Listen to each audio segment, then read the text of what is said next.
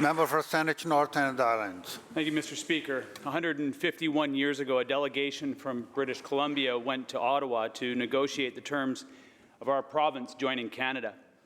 A few years earlier, Amor De Cosmos created the Confederation League. A key goal was to join Canada and to establish in our province responsible government, meaning where the cabinet or the executive is responsible to the people through an elected assembly.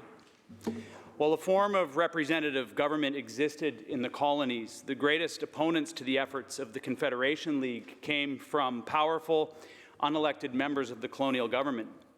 They debated the idea of confederation and, ignoring opposition, decided to attempt to join Canada without responsible government.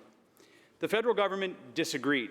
They insisted that we have responsible government here in this province and enticed the BC delegation with pensions for those unelected members who would lose their jobs. 151 years later, we must be mindful that our responsibility is to British Columbians.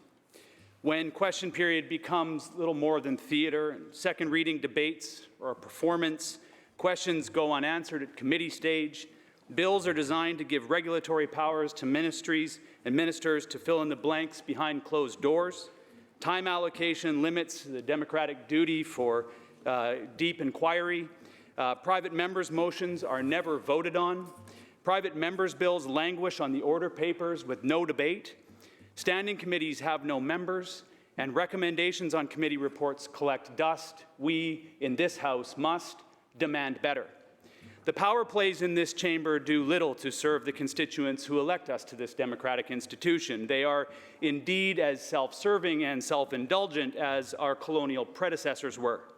A responsible government respects the processes and protocols of this institution. When this assembly abuses power, undermining and eroding the dignity and integrity of this democratic institution, we find ourselves in a very dangerous spot.